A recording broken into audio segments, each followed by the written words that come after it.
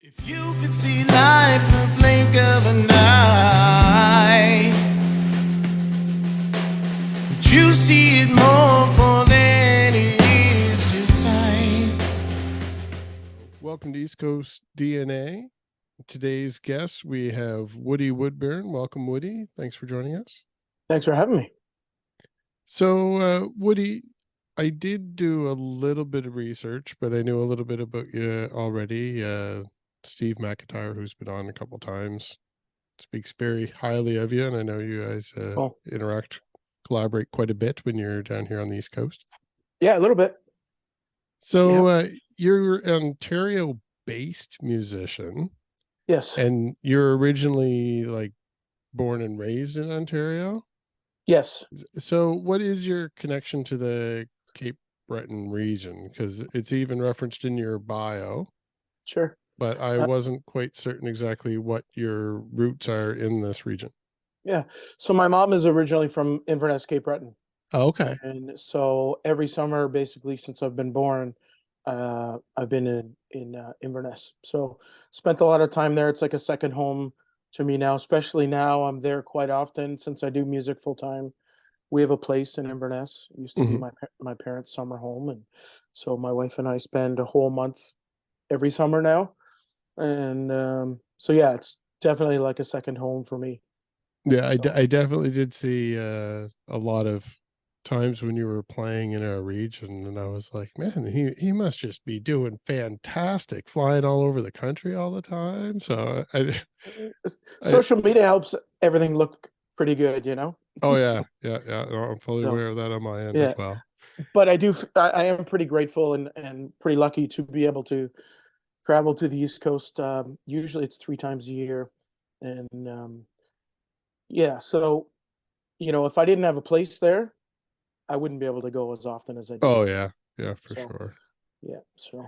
And so going back a ways back, when I did do a little bit of research to see a little bit of your history there, there's references to you performing in the 90s in a band. Sure, yep. So back then, that would be my early 20s. I was in a band called Snapper, and we did fairly well on the indie rock scene. Mm-hmm. And so that's where it all started. I mean, I learned guitar when I was 16.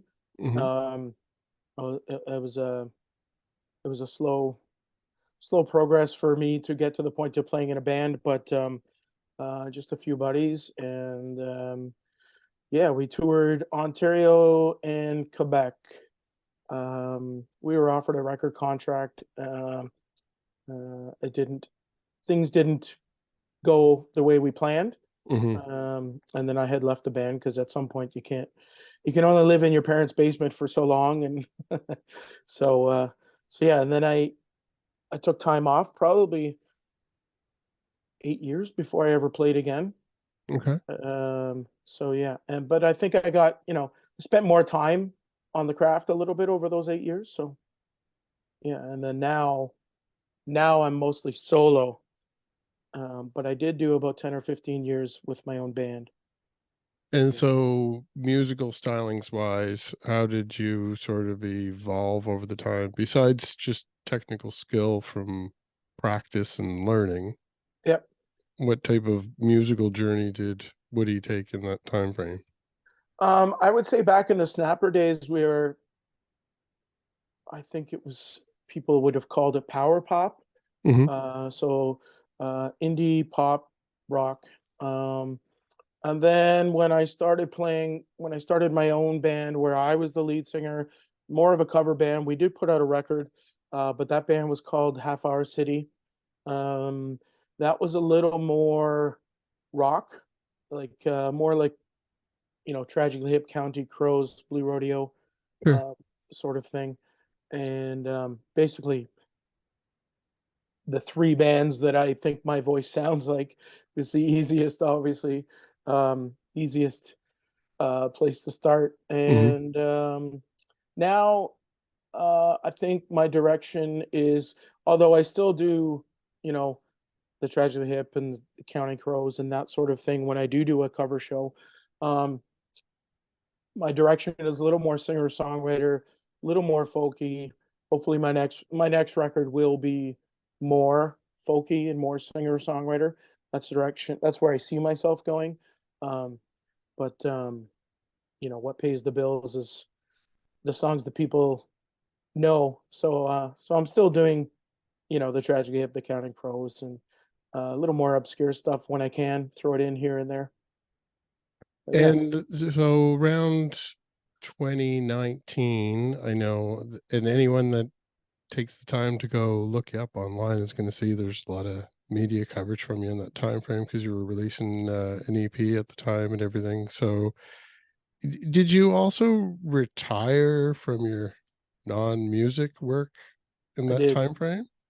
It's funny. I've never thought of it as retiring, but I but I like that. But yeah, June 15, 2019, I guess I left my day job, and my day job was the day job was bringing me down. Mhm. Wasn't fulfilling at all. I'm sure a lot of us have been there, and wasn't treated very well in most of my jobs, and so it was taken away from my music. There was a time when I had made a decision to quit music.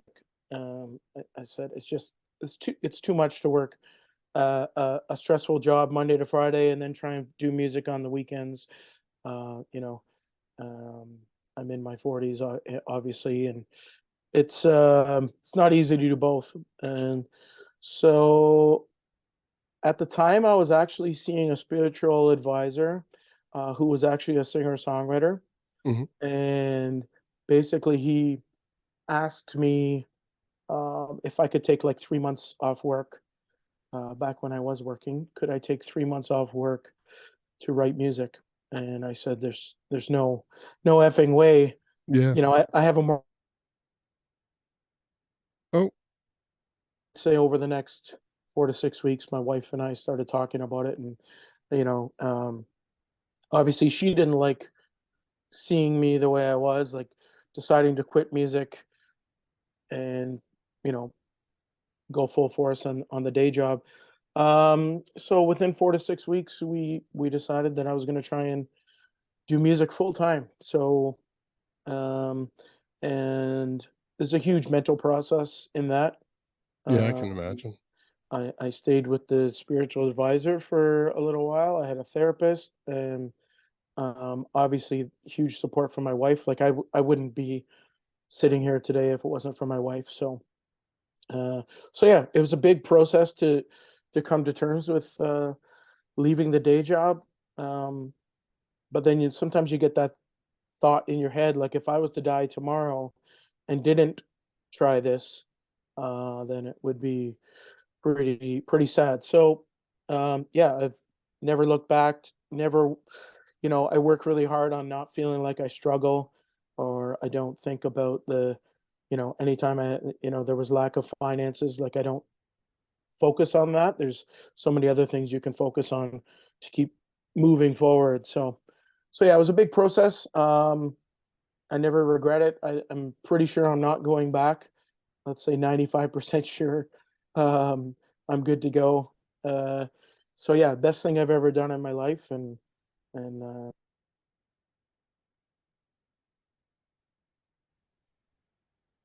So we had a couple glitches there too.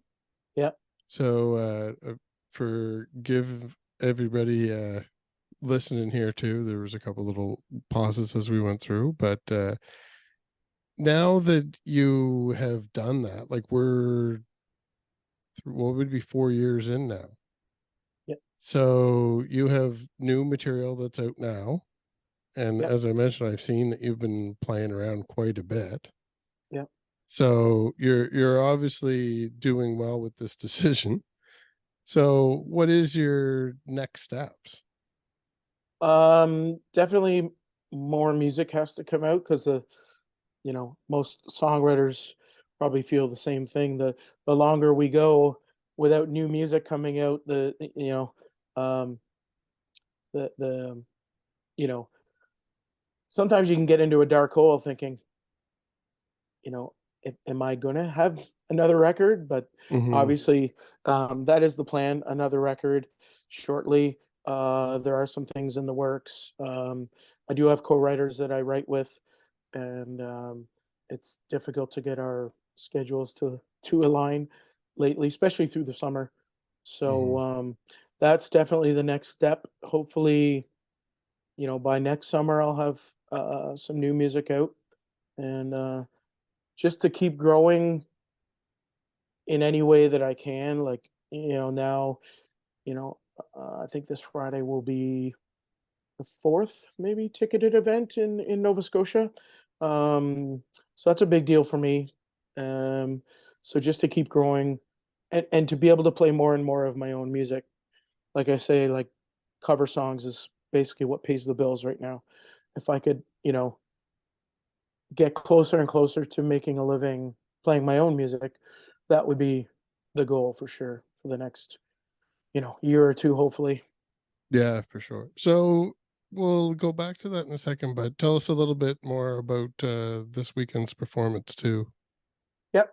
So Friday at Iona Heights Inn, the Frolic and Folk, the pub there. Um, I booked this one long ago, when I first started talking. Steve McIntyre and I um, started discussing doing these songwriter circle um, type events, and even though I've done three, I think, this year, this one coming was the first one that was booked. Like, it was booked long ago, and obviously we handpicked the guys we wanted to play with, Aaron McDonald and Steve Luxton. I have like a little bit of a family connection to Steve Luxton. Oh, Yeah, so he would be the brother-in-law of my cousins. So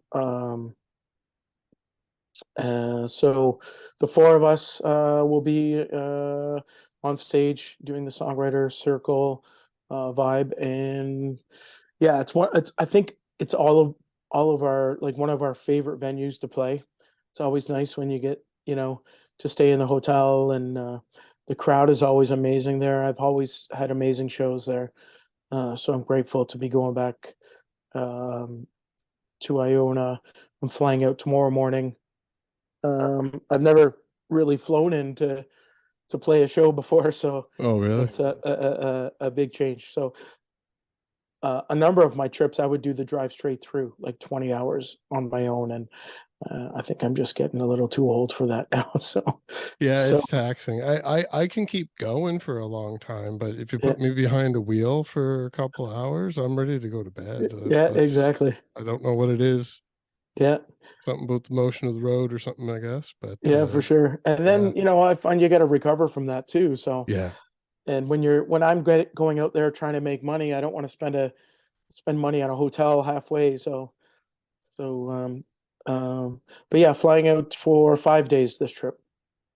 And so, what's the Ontario scene like for you in like the area that you're living in when you're not on the East Coast? Hmm. Um, I've been playing a ton of breweries for, I'd say, for the last 40 years, 40, 4 years. Yeah, Um, um, Especially through COVID, with a lot of breweries were opening up their patios to have outdoor events and that sort of thing. So I've played 30 breweries from Ontario to Newfoundland. So that's kind of become my thing. Um, I'd say the majority of my shows are um, breweries. And so that's basically mainly what's paying the bills.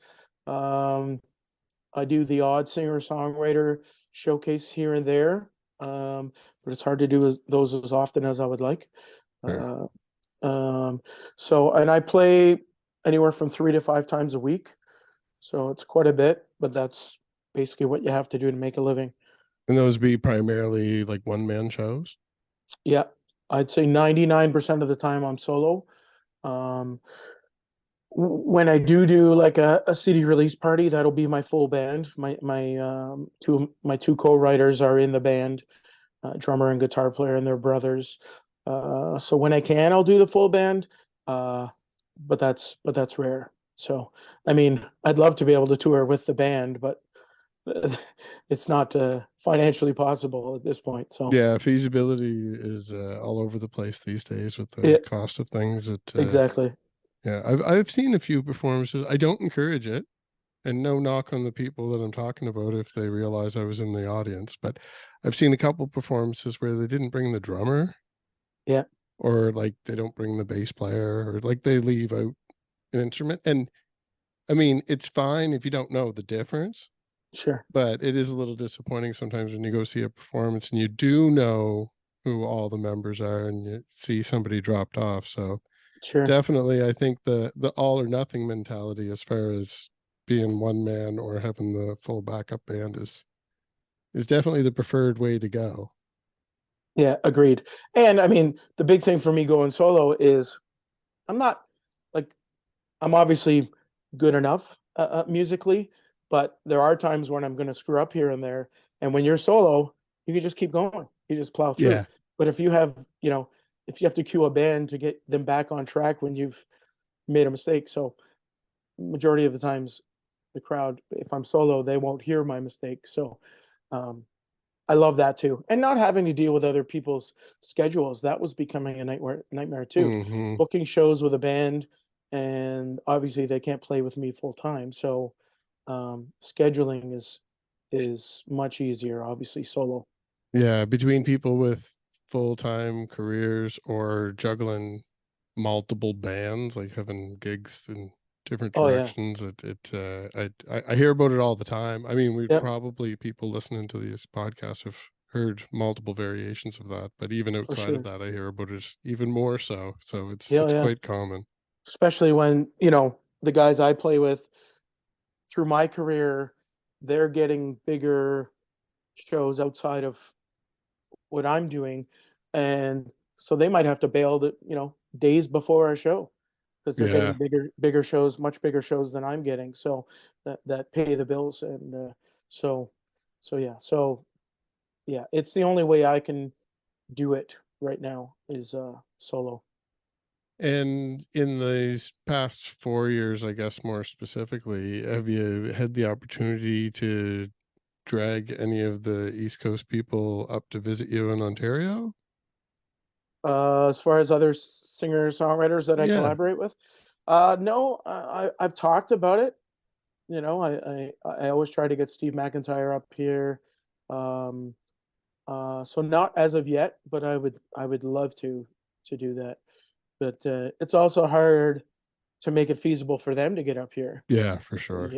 So yeah, it's definitely something I would love to do for sure, but not as of yet.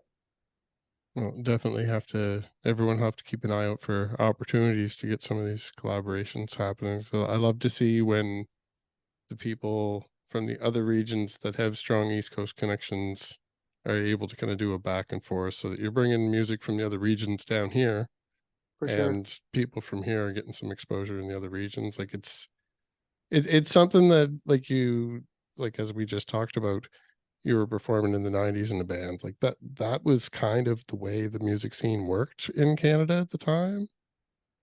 Yeah, for Like sure. I would say, I mean, I don't know as much as somebody that would be older than you and I, but like even early 80s and previous, like the whole idea between Canadian and American music, it wasn't like we didn't have a whole Canadian music identity as strong as we did in the 90s because we did have that back and forth national tour type thing. And it did sort of dwindle over the last couple decades, but starting to see signs of it back again, and definitely happy to see that it's some of the people that I've been able to feature on these podcasts as well.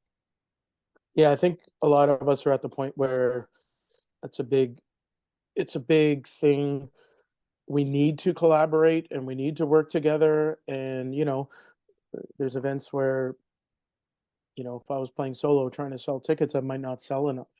But if we collaborate and work together, it's just so fulfilling just to Hmm. to be on the stage with other guys and girls like that we just respect and appreciate what we're all doing together, and to be able to support each other is just a great thing. I'm just so lucky to be able to do that, to collaborate with Cape Bretoners is something I love to do.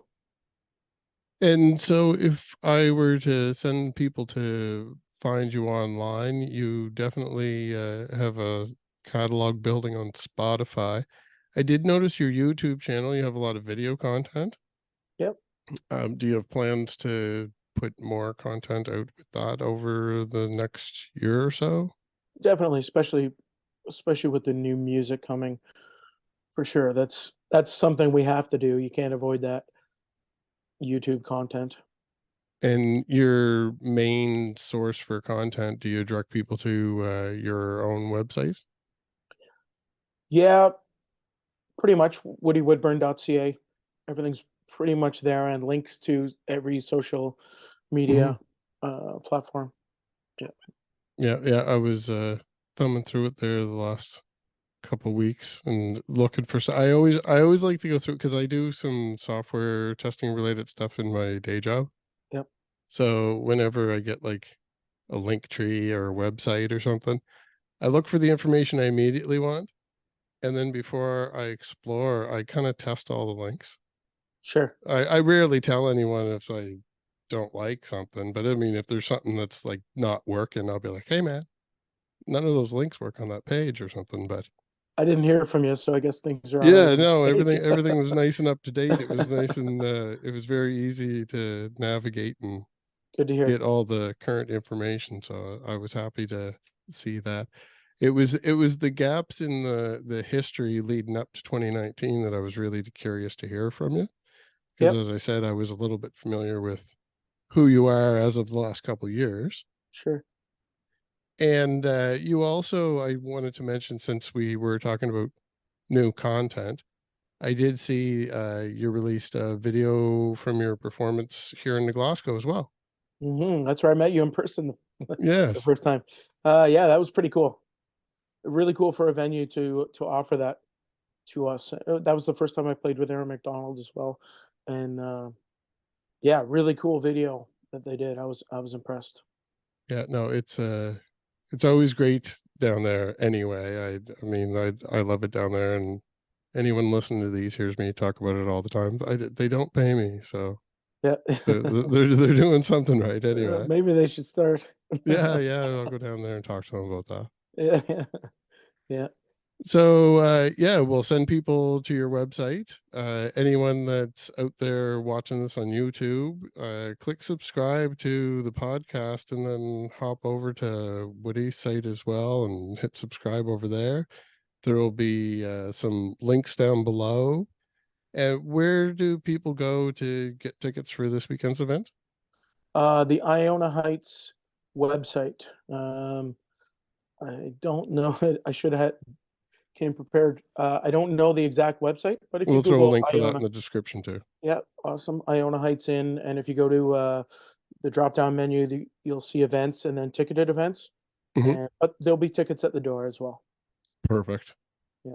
All right, and we typically play out with a song. Is there any particular song that you would like to pick from your catalog for people maybe that are new to Woody Woodburn? I think "I Am Enough" is probably the song I connect with most. Perfect. Yeah. Before we go, since you did pick that song too, it does seem like in that time, and you just described like that was obviously an emotional time for you as well, but it came through lyrically. Right. So, do you want to talk a little bit about the meaning behind that song before we get into playing it, and people can maybe decompress on that a little bit? For sure. Basically, my wife and I were watching a movie called Soul on Disney, and I always joke about it. I didn't even think I was into cartoons, and basically that movie surprisingly changed my life. It was through that time where I was really trying to transition into a place where I um had more belief in myself and more self worth to be able to do this full time. Um, I'm sure most of us songwriters have gone through that process. And so after we watched that movie, basically my wife went to bed. I opened a bottle of red wine, and by the time the wine was gone, the song was done, and that's rare for me to write a song in that short period of time. Um, and it's basically about that transition, like asking, "Am I enough to do this?" Um, and I would say that song helped me get through that process, getting to a point where I do believe in myself enough to know I can do this. And a lot of times it's just more about changing your perception. Like Yes, absolutely. I probably haven't gotten any better musically per se, but when you just change your perception of the way you look at yourself, or take the focus off, we can easily assume somebody's going to sit there and say I'm not good enough, but as long as I take my focus away from that and put the focus more on that, um, I am good enough and I can do this, then that basically takes me in the path where I need to go. That's mainly what that song is about, so that's why I identify with that song the most. It's the most meaningful to me. Um, it's the song that I wrote on my own the quickest. I don't write a lot of songs on my own. I can come up with the bare bones and the idea Yeah. and the themes and that sort of thing. But this song just came out when you hear people talk about it, feels like it came from somewhere else, Hmm. and you just get out of its way, and it just comes out. That's the song where that happened to me. So yeah, it's the most meaningful for sure, and it changed my life, my direction for sure. It's great, and it's great to see you keep on going. Hopefully, that doesn't mean that we need to send you a bunch of bottles of wine to finish another album off. But I know exactly. yeah, You never know. one good thing for that type of thing too, like speaking partially anecdotal and partially from experience talking with others and everything, to stop, like you're 4 years into this most recent kind of rebirth of it, Yep, to even stop and look like at your YouTube channel and scroll through just the videos, like you're obviously good enough. You did it. for sure. You've been doing it. Exactly. Like mission accomplished. I think a lot of us that are doing things creatively where we do things for other people, but really kind of by our own rules, we lose focus of what we were trying to accomplish sometimes. And the kind of to that point where you were looking for kind of the motivation and like the esteem to kind of push forward with that. But you've done it. Right. Yeah, And yeah. I think in the past, I probably focused a lot on what I'm not doing or what I haven't Hmm. done or not done enough of. And I could sit here and tell you a million things that I haven't done, and I haven't done enough. And I could say I don't have enough content. I don't have enough songs that I've written. But if I focus on that, then I'm not going to get anywhere. So Yeah. again, it goes back to the perception, right? So, and Steve McIntyre tells me every so often, just look at your Facebook memories. They Yeah. pop up every day. They're right there for you to see.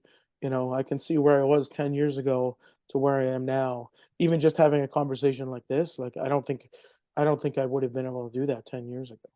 So Yeah. Yeah. so There you go. even seeing that sort of transition, believing in myself enough to be able to talk about it.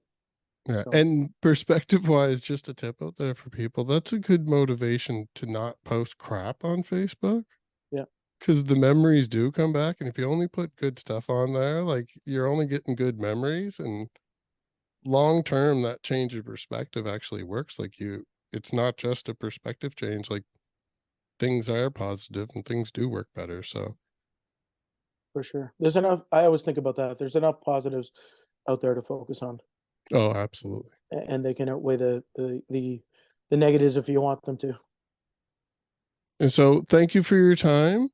I won't keep you in here longer here. And with that, we'll play out with the song, and everybody check out the links below, and hopefully you get a good crowd this weekend. Thanks so much, man. All right. Thank you. Cheers. If you could see life in a blink of an eye, would you see it more for than it is inside?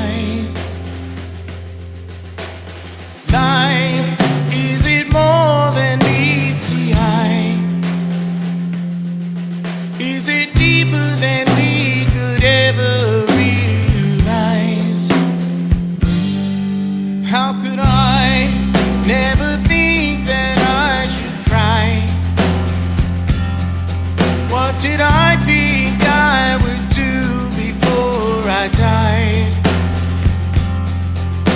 Was anyone ever really on my side? Did what I think ever coincide?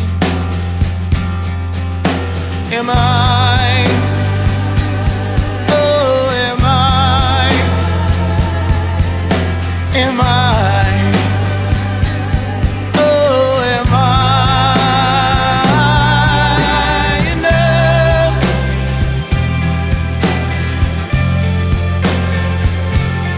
Am I enough?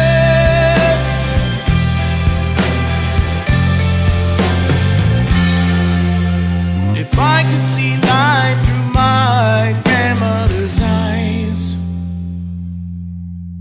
would I know that there's peace and love if we all try?